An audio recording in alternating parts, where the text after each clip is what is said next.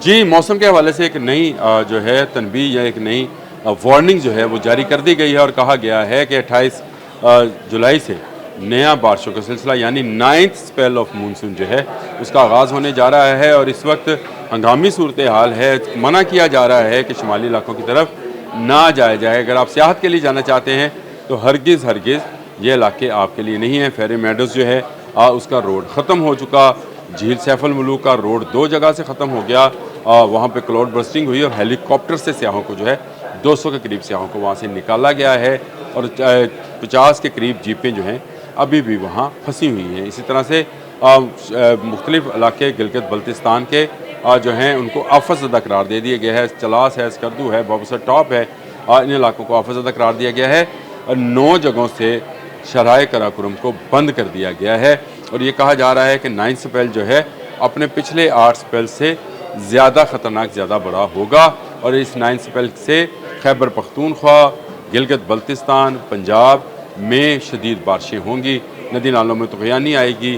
दरिया जो है मामूल से ज़्यादा बहेंगे और इनमें कहीं निचले, कहीं दरमियाने और कहीं ऊपरले दर्जे का सैलाब जो है वो देखा जाएगा। यानी एक ऐसी वार्निंग है जो कि सिर्फ ख़तरा ही ख़तरा हमें बता रही है। मैंने आपको बताया कि मरी और नथिया गली के रास्ते और एबटाबाद के रास्ते जो हैं उनको भी बंद किया जा रहा। कहा जा रहा है कि सियाह इस तरफ ना आएँ क्योंकि हैवी लैंड स्लाइडिंग जो है वो हो सकती है। जब बारिशें ज़्यादा होंगी तो लाजमी बात है कि पहाड़ों से पत्थर फिसल कर रोड की तरफ आएंगे और अपने रास्ते में आने वाले बहुत सारे जो गाड़ियाँ हैं, लोग हैं, अफराद हैं, घर हैं, होटल हैं, जो भी दुकानें हैं वो अपने साथ ले जाएंगे। जैसे कि हमें अभी बाबूसर टॉप पर होने वाले क्लाउड बर्स्ट में देखना पड़ा, बल्कि हमें इस सान्हे का बहुत अफसोस है।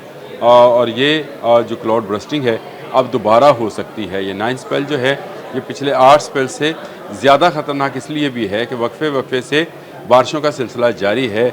8 स्पेल गुजर चुके हैं। जो ज़मीन नरम होना थी वो नरम हो गई।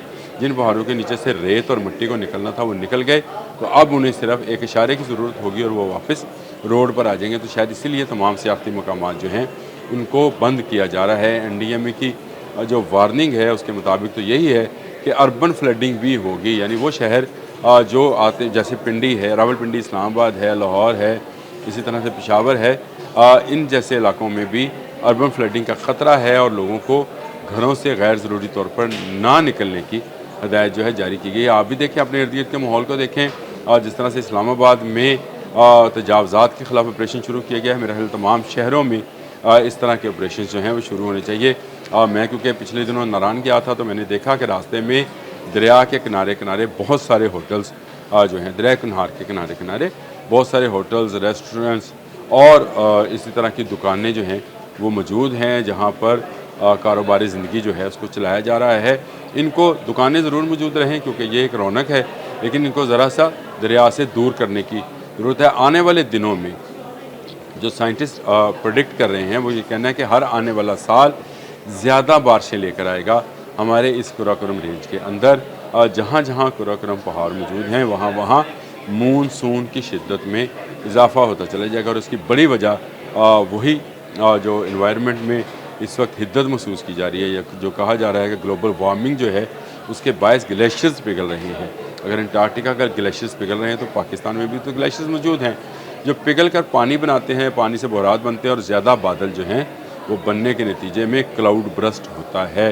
तो ये नई वार्निंग जो है जो कि 28 जुलाई से यानी पीर के रोज़ से दी जा रही है, उसमें कहा जा रहा है कि बहुत ज़्यादा बारिशों का इम्कान है। इसलिए अगर आप कोई ऐसा प्लान किए बैठे हैं कि आप शहर से बाहर सियाहत के लिए जाएं तो इस प्लान को खुदारा ख़त्म कर दें। अब ये वक्त नहीं है। NDMA बार बार पुकार कर चीख कर ये बात कह रहा है कि सियाहत का वक्त नहीं है। अगर आप महफूज हैं, अपने घर में हैं तो अपने घर में रहें।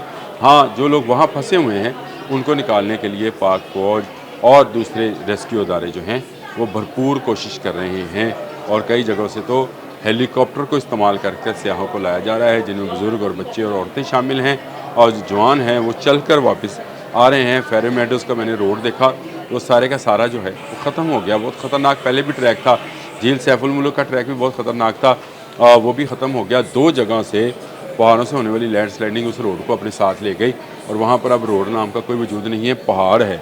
اب اس کو دوبارہ کب تعمیر کیا جائے گا یہ تو وہاں کی انتظامیہ بتائے گی، جنہوں نے اعلان کیا ہے کہ تقریباً 3 سے 4 ماہ لگیں گے۔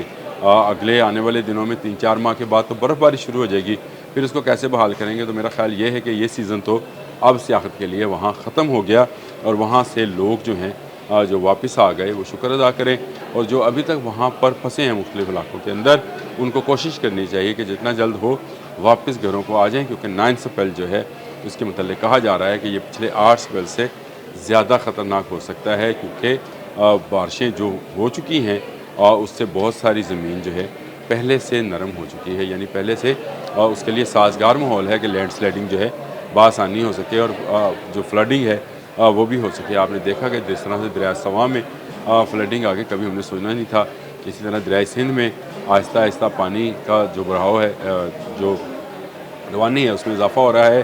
ستلج، راوی، جہلم، چناب تمام دریاؤں میں اس وقت پانی موجود ہے، اور مزید پانی آنے کی صورت میں فلڈ جو ہے وہ پھیل سکتا ہے۔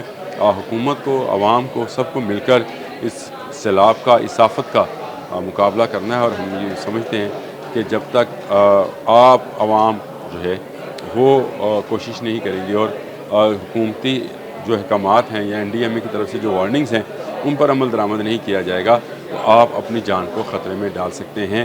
آپ نے جو بھی پلان بنا رکھا ہے اب اسے اگلی آنے والی گرمیوں تک کے لیے ٹال دیں۔ اب تک کے لیے اتنا ہی۔ اللہ حافظ۔